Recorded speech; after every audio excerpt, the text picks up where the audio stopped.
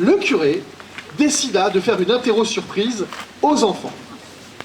Il rentra dans la salle et leur dit « Bon, sur quelle phrase de Jésus dans l'évangile sont fondés les sacrements? Toi, par exemple, le baptême, ça vient de quelle phrase? Allez, réponds. Je te baptise au nom du Père, du Fils et du Saint-Esprit. Oui, bravo. L'Eucharistie, toi. L'Eucharistie, ça vient de quelle phrase? Prenez, mangez-en tous, ceci est mon corps. Oui, bravo. Toi, Toto, qui dort au premier rang. Qu'est-ce qu'il a dit, Jésus, pour fonder le mariage? Le mariage, ça vient de quelle phrase? De quelle phrase ça vient, le mariage? Père, pardonne-leur, ils ne savent pas ce qu'ils font.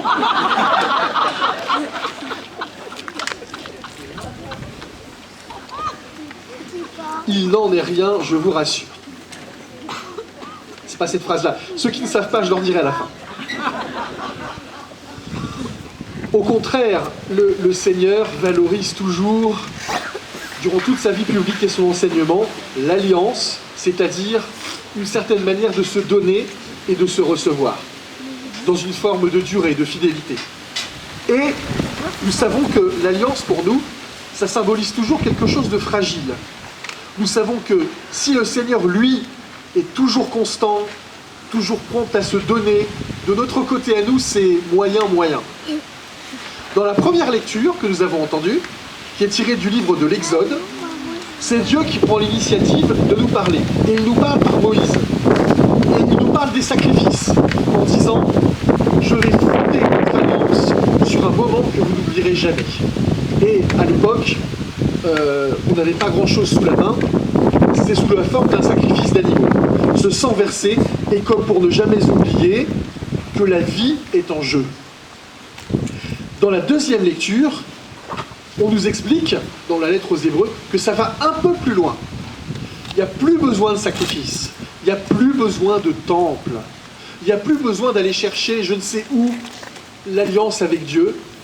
Elle nous est donnée d'une façon définitive, nous dit la lettre aux Hébreux, parce que cette fois-ci, on n'a pas versé le sang d'un quelconque animal, mais Jésus a choisi, lui, de verser son propre sang d'une manière définitive, de manière à ce qu'il n'y ait plus jamais besoin de le verser à nouveau. Et du coup, pour marquer les esprits, Jésus a eu vraiment, on peut dire, un coup de génie, comme il y en a eu beaucoup dans sa vie publique. Le jour du repas de la Pâque juive, c'est-à-dire le jour, c'est pas n'importe quel jour, hein, c'est le jour où on commémore le fait qu'Israël a été sauvé par la main de Dieu, de l'esclavage, de l'armée égyptienne qui lui courait derrière. Il s'est produit vraiment quelque chose d'incroyable. Au milieu de la mort, au milieu de la mer des roseaux, un couloir s'est ouvert pour qu'Israël puisse passer. Au milieu de la mort, la vie a été rendue possible. Et du coup, qu'est-ce qu'on fait lors de ce repas? Eh bien, on partage essentiellement du pain et du vin. Plus d'autres bricoles, mais essentiellement du pain et du vin. Et alors, Jésus a choisi ce repas-là pour instituer ce qui va devenir notre Eucharistie. C'est génial. En fait, il va reprendre les bases du symbole de ce repas. Le pain, il symbolise quoi? Il symbolise que Dieu nous a voulu en vie, alors que tout semblait perdu. Il nous a dit de fabriquer des pains. Il a dit aux Hébreux, fabriquer des pains. Ils n'ont pas eu le temps de les faire lever, donc ils sont tout plats. C'est l'ancêtre de nos hosties. Et puis, il a demandé aussi que, pour une dernière fois, le sang des animaux soit versé en terre d'Égypte, pour sceller l'alliance. Que fait Jésus? Il utilise non pas du sang, mais le symbole de la vigne, le vin. Et vous savez ce que c'est, le symbole du vin? C'est un symbole merveilleux. Le vin, il faut quoi pour fabriquer du vin? Il faut du temps, de la patience, beaucoup d'amour et beaucoup de confiance. Le vin, c'est ce qu'on boit pour se réjouir quand on a traversé toutes les épreuves. Jésus reprend le symbole du vin et il dit que désormais, ce vin qui sera bu en mémoire de lui sera le sang de l'Alliance nouvelle. Tout simplement.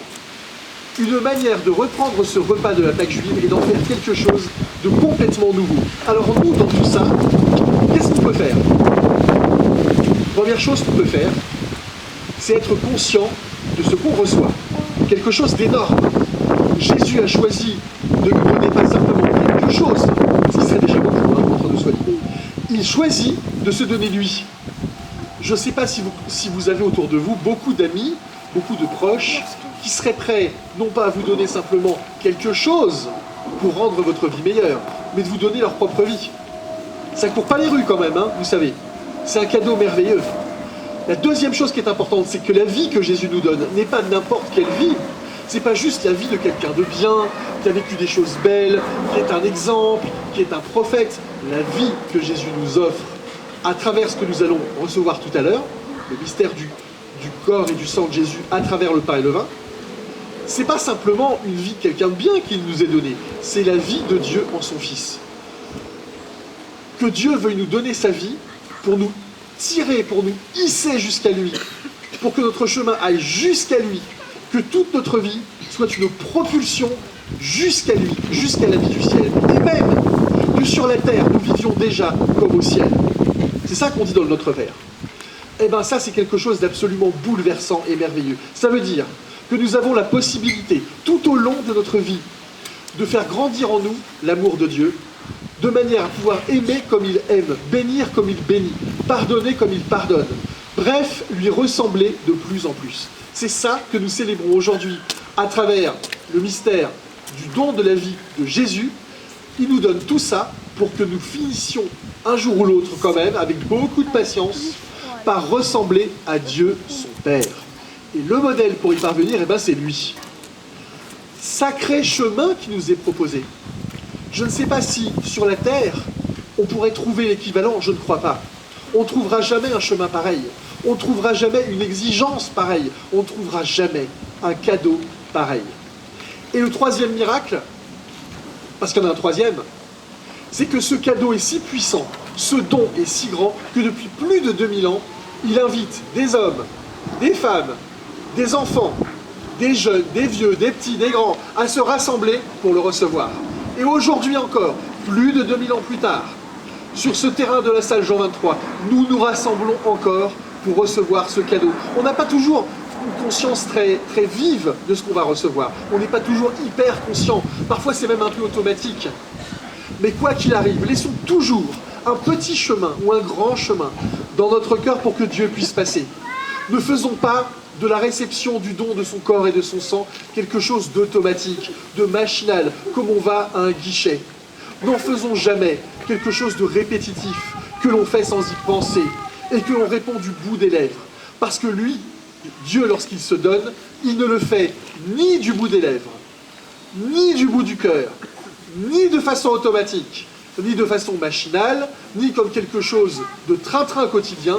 Pour lui, c'est toute sa vie qu'il donne, et qu'il donne totalement. Alors si nous pouvions, aujourd'hui encore un peu, ouvrir un tout petit peu notre conscience face à la grandeur d'un tel don, et nous approcher de l'Eucharistie avec un cœur un peu conscient. Amen.